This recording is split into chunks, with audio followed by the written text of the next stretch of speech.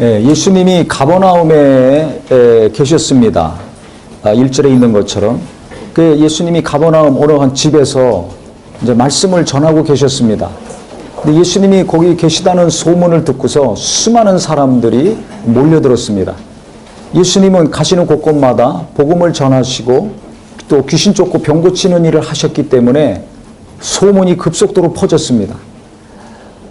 그래서 수많은 사람들이 항상 예수님이 계신 곳마다 몰려왔습니다. 그 중에는 말씀을 들으려고 온 사람도 있을 것이고 또 병 고침 받으려고 온 환자들도 있을 것이고 그 가족들도 있을 것이고 그 다음에 하도 소문이 나니까 끊임없이 소문이 나오니까 어떤 분인가 무슨 일을 하시는가 어떻게 병 고치는가 구경하려고 오는 사람들도 많이 있었을 것입니다. 그런데 이날도 수많은 사람들이 왔기 때문에 이 집이 큰 집인지 작은 집인지는 모르겠지만 어쨌든 소문난 분이 오셔서 가르치고 있었으니까 좀 큰 집이었겠죠. 마당도 넓고 뭐 방도 많고 했을 텐데 사람들이 그 집에 너무 많이 와가지고 꽉 차 있습니다. 그래서 어느 정도로 차 있었냐면 2절에 보시면은 많은 사람이 모여서 문 앞에까지도 들어설 자리가 없게 되었는데 그랬습니다. 그러니까 그 집 대문부터서 들어갈 틈이 없는 거예요. 방이고 마당이고 뭐 어디고 꽉 사람들이 가득 차 있습니다. 그래서 벌써 문 앞에 왔을 때 뭐 앉을 자리도 없고 들어갈 틈이 없습니다. 그 정도로 사람들이 많이 와 있었는데 그때 중풍병 환자가 있었어요. 그래서 사람들이 3절에 보시면 한 중풍병자를 4사람에게 메워 가지고 예수께로 올세 그랬습니다. 이 중풍병은 이게 팔다리를 못 움직이지 않습니까? 만약에 이 사람이 움직일만 하면 자기 혼자 왔겠죠. 아니면 누가 부축해 줄 수 있으면 한 사람이 도와줘 가지고 둘이 같이 왔을 것입니다. 또 일찍 왔으면 앞자리에 앉던지 뭐 그 안에 어디 틈에 껴서 나중에 주님의 도움을 이제 받으려고 했겠는데 좀 늦었어요. 다른 사람들보다 좀 늦게 왔습니다. 그 대문에서부터 들어가지를 못하고 있는 겁니다. 그런데 여기 보면 이 사람이 걷지도 못하고 움직일 수 없는 사람인지라 위중한 이제 환자였죠. 그래서 많은 사람들이 이 사람을 데리고 왔어요. 근데 들것에 실어 왔는데 들것은 혼자 들지 못합니다. 힘 있는 사람은 둘이 들지만 4명이 들죠. 4 구퉁이에 이렇게 막대를 넣어가지고 이제 4이서 들어야 돼요. 그래서 많은 사람들이 이 사람을 데리고 왔는데 앞에 와 보니까 사람들은 꽉 차서 들어갈 수가 없어요. 그럼 보통 어떻게 합니까? 이제 여기서 우리가 기다리고 있자. 그럼 예수님이 나오실 테니까 그때 이 사람을 예수님께 소개하든지 보여서 기도를 받든지 뭐 귀신을 쫓든지 안수를 받든지 해서 고침받게 하자. 대부분 이렇게 생각할 것입니다. 아니면 야 이거 언제 끝나냐. 저분 말씀하시는데 저 설교 언제 끝나. 또 보니까 여기 우리뿐만 아니라 환자들도 많고 그 환자랑 같이 온 사람들도 많은데 야 저 사람들 먼저 고쳐주면 이거 몇 시에 끝날지 모른다. 너무 많이 와가지고 야 그럼 우리 가야 되지 않냐? 이런 생각할 수 있어요. 좀 믿음이 있으면 거기서 남아서 앉아서 기다릴 것이고 성질 급하거나 쉽게 낙심하는 사람들, 부정적인 사람들 같으면 아이고 야 우리 차례는 오지도 않아.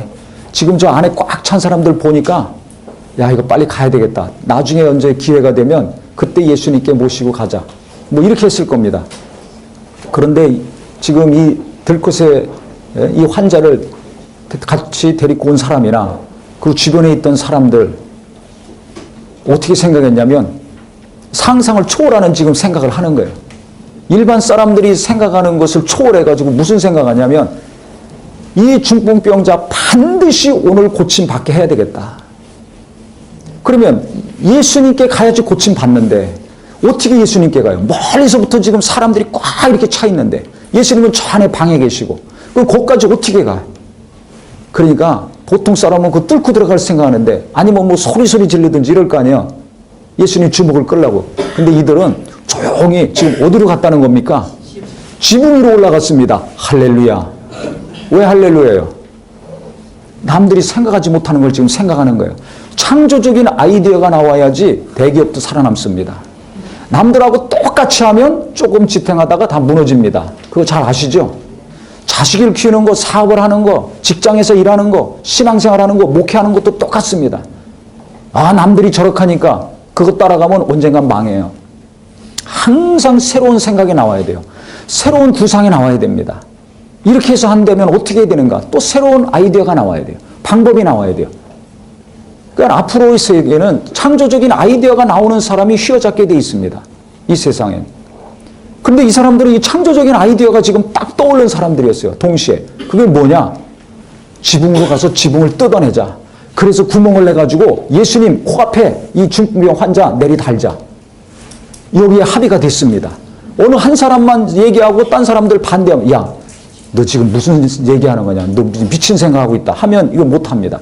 그런데 거기 온 사람들이 똘똘 뭉쳐서 한마음 한뜻이 되는데 그건 뭐냐면 이 환자를 예수님 앞에 내리달아서 고치자 이거예요. 이 환자 예수님께 데리고 가서 반드시 고침받게 된다는 간절함이 하나가 됐습니다. 할렐루야.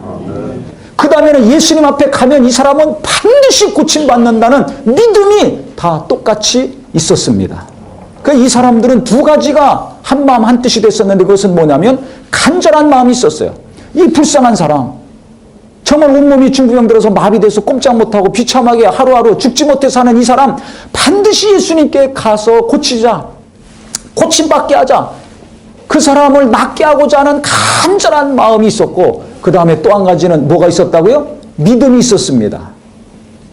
하나님의 능력이 내게 임하길 원한다면, 내 연약함이 치료되고 하나님의 은혜 가운데 강함으로 변화되길 원한다면 이 두 가지가 있어야 됩니다. 하나는 뭐라고요? 간절함입니다. 내가 이렇게 살 수 없어. 이렇게 비참하게 무너질 수 없어. 이렇게 허송세월하면서 무기력하게 인생을 낭비할 수 없다. 아무리 내가 지혜도 없고 건강도 없고 돈도 없고 학벌도 없고 부모 백도 없고 이것저것 없지만은 내가 하나님을 의지해서 그 능력이 많으신 하나님의 도움으로 살아야 되겠다. 하나님의 도움으로 내가 일해야 되겠다. 하나님의 은혜로 내가 치료받아야 되겠다는 간절함이 있으시기를 예수 이름으로 축원합니다. 없다면 그 없는 것을 있게 해달라는 기도하시기를 바랍니다. 중요한 건 이 시대에 간절함이 없어요. 이 시대는 이렇게 보면 사람이 너무 많네. 우리가 저거 어떻게 뚫고 들어가? 그리고 그냥 딱 보는 순간에 좌절하고 낙심합니다. 나는 저기 들어갈 힘이 없어. 난 저 사람들 뚫고 들어갈 백이 없어. 나는 저 사람들 어떻게 할 수 있는 능력도 없어. 그러냐 포기하고 좌절하는 게 얼마나 많습니까? 내 실력으로 저 회사를 어떻게 들어가? 이렇게 경제 환경이 안 좋은데 어떻게 정말 여기서 사업을 해? 어떡하지? 그냥 멀리 바라만 보는 거예요. 멀리서 보고서 아니면 현재 지금 닥친 내 앞에 있는 수많은 어려운 난관들 보면서 그냥 마음이 갈수록 막 무너지고 내려갑니까? 그것이 나의 기도 제목이 되시기를 예수 이름으로 축원합니다. 간절함이 있어야 돼요. 내가 힘이 없기 때문에 간절할 수밖에 없는 겁니다. 내가 능력이 없으니까 간절할 수밖에 없는 거예요. 내 힘으로 내 자식들의 문제를 해결해 주지 못하니까 부모가 간절하게 하나님을 의지할 수밖에 없는 것입니다. 무슨 일을 하든지 하나님 앞에서 정말 간절함이 있다면 하나님은 역사하십니다. 그 다음에 믿음이 있었어요. 이 사람들은 예수님 만나면 이 사람 고침받는다. 믿음이 있었습니다. 그 간절함과 믿음이 무슨 일을 이뤄냈는가? 기발한 생각을 하게 한 거예요. 어느 누구도 생각하지 못한 놀라운 창조적인 아이디어가 떠올랐습니다. 우리가 여기 뚫고 들어갈 수 없어. 기다릴 수도 없어. 언제 예수님 만날지 다음 날 기약할 수도 없어. 예수님은 한 곳에 머물지 않고 계속 이동하셨거든요. 이 마을 저 마을로 다니셨거든요. 이건 찬스는 이때뿐이에요. 우리에게 온 기회는 오늘 하루밖에 없어요. 이 기회를 놓치면 안 된다. 오늘 주님을 만나지 않으면 이 사람 고침받을 수 없다. 그 간절함과 열망과 그 믿음이 지붕으로 올라간 겁니다. 그게 남의 집이잖아요. 자기 집 뜯어내기도 어려운데 남의 집 지붕 올라가가지고 부신 거예요. 부셔서 구멍을 내가지고 그 환자를 밑으로 내리 달았습니다. 그러니까 예수님 여기서 앉아가지고 계속 복음을 전하고 계신데 갑자기 지붕에서 흙이 떨어지고 부스러기가 떨어지더니 들것이 내려옵니다. 어메이징한 사건이지. 아니 설교하고 있는데 가르치고 있는데 갑자기 지붕이 뜯어지더니 구멍이 나서 들것이 막 내려옵니다. 얼마나 놀랍니까? 예수님도 쳐다보고 앉아있는 수많은 사람도 어딜 쳐다봐요. 예수님 쳐다보다 지금 이 천장 쳐다볼 수밖에 없어요. 그때 예수님이 뭘 보셨는가? 성경 잘 보세요. 5절에 예수께서 뭘 보셨다고요? 그렇죠. 누구의 믿음? 그들의 믿음을 보시고 중풍병자에게 이르시되 작은 자야 내 죄 사함 받았으니 내 죄 사함 받으니라 이렇게 말씀하셨어요. 그들의 믿음, 즉 그 환자를 내리다른 그 사람들의 믿음을 보신 겁니다. 그 친구들의 믿음을 보신 겁니다. 그래 이 중풍병 환자는 지금 믿음이 있어요, 없어요? 뭐가 뭔지도 몰라요. 아파서 지금 끙끙거리고 괴로워 죽겠는데 뭔지도 몰라요. 근데 사람들이 와가지고 자기를 들것에 실어서 지금 막 데리고 가는 거예요. 그러더니 막 지붕으로 올라가는 거예요. 네? 지붕으로 뭐 하는지도 모르고 그러더니 지붕, 남의 집 지붕 뜯어내리더니 거기로 자기를 내리다는 거예요.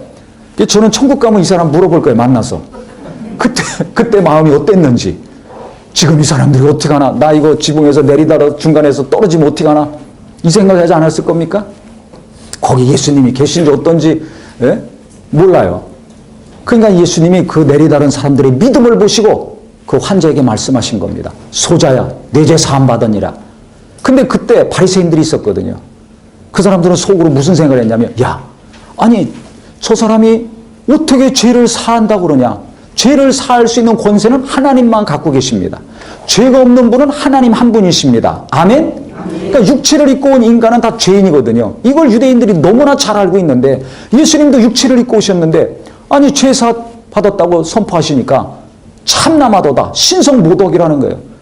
내가 육체를 입고 온 사람인데 그 부모도 있고 형제들도 있는데 그럼 내가 하나님이라는 말 아니냐? 사람인데 육체를 입고 왔는데 어째 내가 죄인인데 하나님이만 할 수 있는 죄사함을 선포하느냐? 말이 안 된다. 이거 하나님을 모독하는 거다. 그래서 속에서 분노가 일어났습니다. 그래서 저 예수는 반드시 없애야 돼. 저 예수는 죽여야 돼. 그래서 결국 유대 지도자들이 예수 죽인 거예요. 그걸 예수님은 아신 거예요. 아시고서 뭐라고 말씀하셨습니까? 이 중풍병자에게 내 침상을 가지고 걸어가라는 말과 죄사함 받았느니라 하는 말 중에 어느 것이 더 쉽느냐? 말씀하신 다음에 다시 또 말씀하셨어요. 그 환자에게 내 침상 가지고 걸어가라 하니까 그 사람이 뻘떡 일어나서 나서가지고 들것을 가지고 나갔습니다. 그 사람들이 깜짝 놀랐어요. 12절에 보면 그가 일어나 곧 상을 가지고 모든 사람 앞에서 나가거늘 그들이 다 놀라 하나님께 영광을 돌리며 이르되 우리가 이런 일을 도무지 보지 못하였다. 지금까지 하나님을 믿는 유대인들입니다. 하나님을 믿는 이스라엘 백성들이었습니다. 그렇지만 이런 이적은 지금까지 듣고 보지도 못한 거예요. 뱃속에서부터 죽을 때까지 하나님에 대해서 성경에 대해서 그렇게 많이 들어왔지만은 중풍병자가 그 자리에서 벌떡 일어나서 나가는 거 보질 못했습니다. 죄 때문에 하나님 앞에서 두려워 벌벌 떨고 날마다 범죄하면은 짐승 가져가서 제사장들 앞에서 제사 지내고 용서함 받고 평안을 얻고 했던 것이 조상대대로 진행되어 왔던 일 아닙니까? 죄 문제 때문에 가장 근심하며 두려워하며 떨며 하나님을 섬겼던 자들입니다. 그런데 예수가 오셔서 내 죄 사함 받으니라 일어나 걸어가라 하니까 벌떡 일어나서 이 사람이 갔어요. 이것은 뭐예요? 그 사람의 죄 문제가 해결됐다는 것입니다. 죄뿐만이 아니라 육체의 병의 문제도 해결받았다는 것입니다. 그러면 예수님은 누구예요? 바로 하나님의 아들이시라는 것을 그 능력을 통해서 또 죄사함 받았느니라 하는 죄사함의 선포를 통해서 자기 자신이 직접 하나님의 아들이심을 증명하신 것이고 하나님도 능력을 베풀어 주셔서 병 고치는 능력을 기름부터 부어주셔서 예수가 하나님의 아들이심을 구약에 예언된 메시아이심을 강력하게 증명해 주신 것입니다. 그래서 우리가 잘 알아야 될 것은 저번에도 말씀드렸지만 예수는 완전하신 하나님이신 동시에 또 동일하게 완전하신 사람이십니다. 신인 양성을 가지신 분이 예수 그리스도십니다. 아멘? 아멘. 이 예수를 믿어야지 우리에게 구원이 있고 우리가 하나님의 자녀가 됩니다. 아멘. 역사적인 예수, 인간이신 예수만 믿으면 즉 인성만 믿으면 구원받지 못해요. 또 하나님이신 예수, 신성만 인정해도 구원받지 못합니다. 이게 이단입니다. 성서적인 이단은 무엇인가? 잘 들으세요. 인간이신 예수만 믿던지 하나님이신 예수만 믿던지 둘 중에 한 예수만 믿으면 이단이 되는 거예요. 구원받지 못합니다. 그래서 예수님은 어떤 분이냐? 100% 하나님이신 동시에 또 100% 사람이신 분입니다. 아멘? 아멘. 이 두 가지 특성을 가지고 오신 분이에요. 그래서 말씀이 육체를 입고 이 땅에 오신 분입니다. 그래서 예수님이 자기 자신이 하나님이심을 자기 자신이 죄가 없는 분임을 어떻게 증명하셨어요? 지금 여기 많은 이적을 행하셨죠.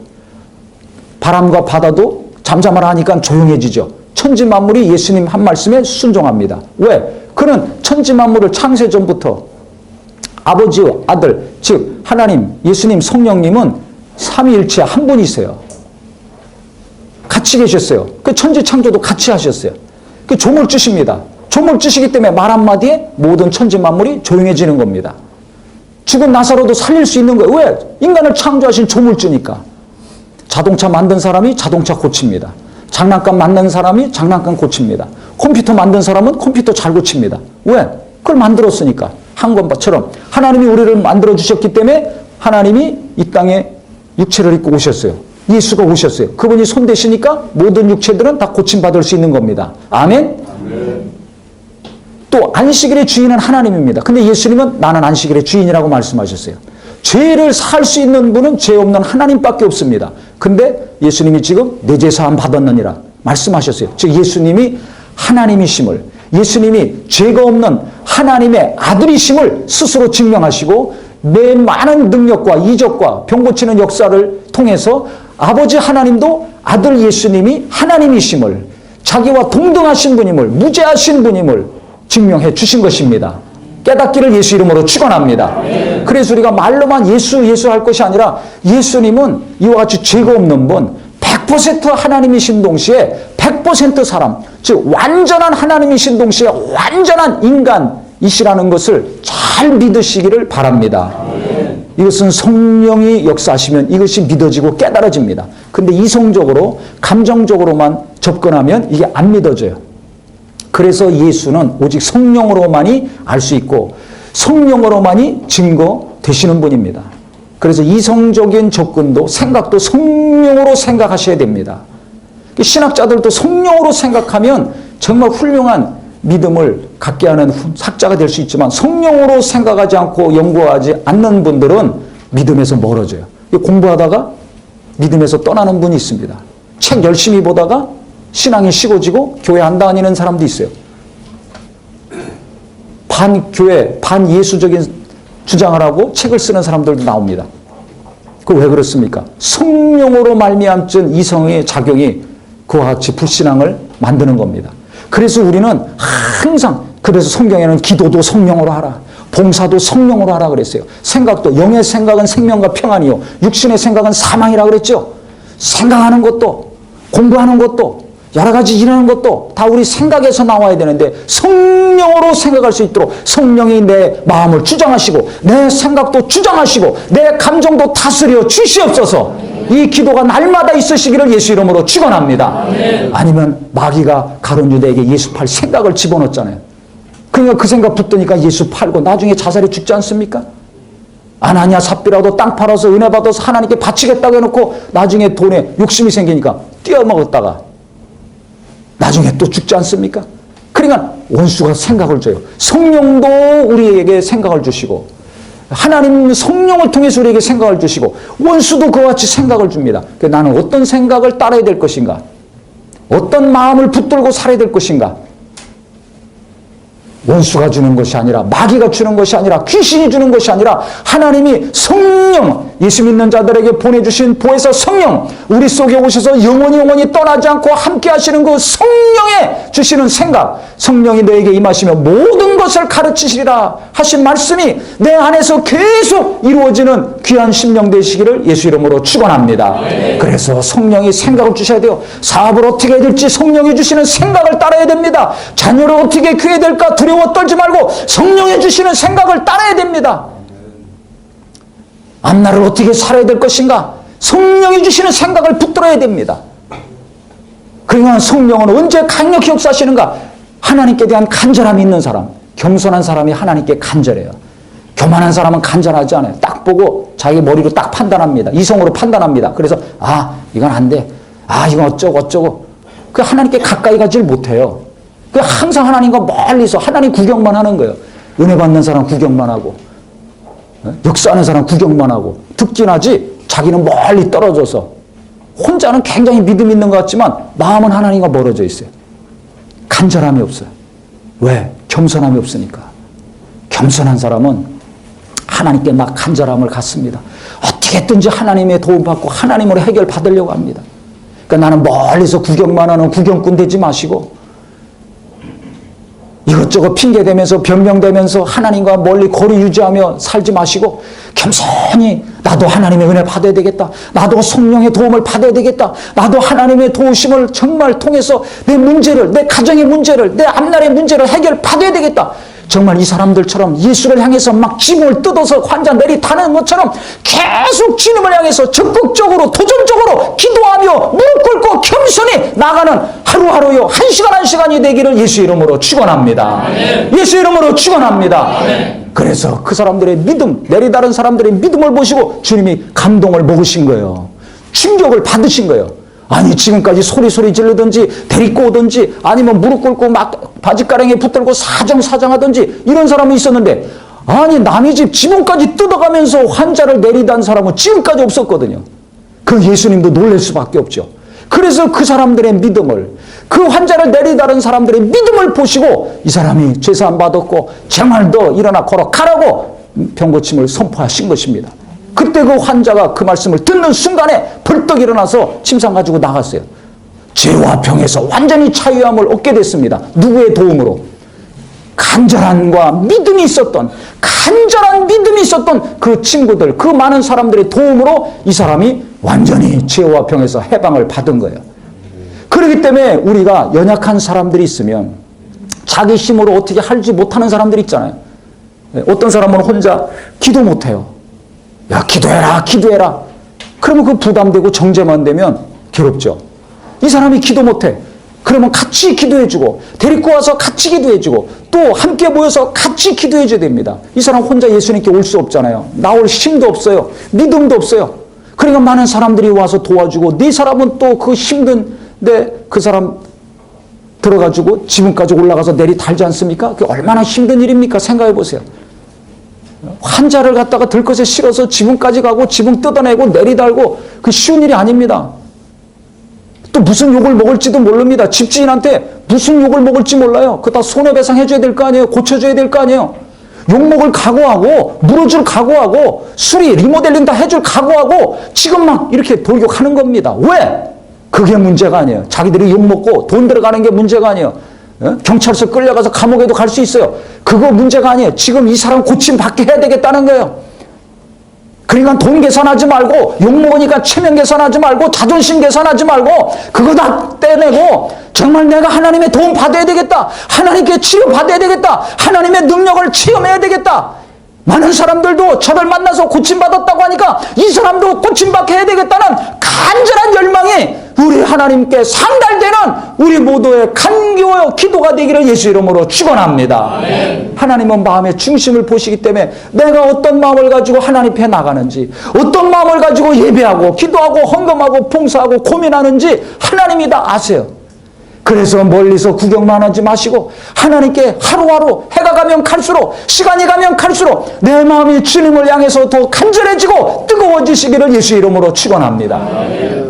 그래서 이 사람들이 주님을 감동시켰어요. 그 믿음을 보시고 이 사람 병 고쳐 주셨어요. 근데 그 옆에 있던 바리새인들은 저 예수 저게 어떻게 하나님이냐? 어떻게 죄사함을 선포하는가? 저거 하나님을 모독시키고 모욕시키는 자다. 우리 유대교를 뒤흔드는 자다. 저거 빨리 죽여야 된다. 지금 한쪽에서는 병고침 받고 죄사함 받고 모든 사람이 놀라서 하나님께 영광 돌리고 있는데 하나님 제일 잘 믿고 있고 하나님 말씀을 제일 잘 알고 있고 신앙생활 최고 수준에서 하고 있다고 생각했던 이 지도자들은 지금 시험 들고 분노하고 예수 죽일 궁리를 하고 있습니다. 극과 극이죠. 성령이 역사하시고 하나님이 역사하시는 사람들과 마귀가 역사하는 사람들의 차이가 이렇게 다른 거예요. 지금 한 예수 앞에 있습니다. 한 장소 앞에 있습니다. 누구는 기쁨을 맛보고 해방을 맛보고 자유를 체험하고 있는데 누구는 어둠에 계속 빠져들어가고 있습니다. 누구는 성령이 역사하시고 하나님이 강력히 역사하시는데 어떤 자는 마귀가 기뻐하고 마귀가 꽉 붙드는 자가 됐습니다. 나는 지금 어떻게 살고 있습니까? 어떻게 살고 있습니까? 그러니까 내 주변에는 누가 많아야 되는가? 하나님을 사모하는 사람, 하나님을 절대적으로 겸손한 심령으로 신뢰하고 믿고 의지하는 사람들이 많은 분이 되시기를 예수 이름으로 축원합니다. 예수 이름으로 축원합니다. 현실 탓만 하고 돈 계산만 하고 자존심만 앞세워서 뭐는 어떻고 뭐는 어떻고 뭐는 어떻고 머리는 좋아서 따지는 거는 잘하고 판단은 잘하는데 결국은 어둠으로 끌려가는 거 있는가? 아니면 좀 무식하고 가진 것도 없고 못생기고 힘도 없고 능력도 없지만은 겸손하게 순수하게 주님을 사랑하고 주님을 열망해서 시간이 가면 갈수록 하나님을 향해 나아가고 있는 사람들이 많은가? 어떤 사람들이 많습니까? 나와 내 주변에 있는 분들을 잘 살펴보세요. 내가 누구랑 가까이 해야 될 것인가? 결정하셔야 됩니다. 결단하셔야 됩니다.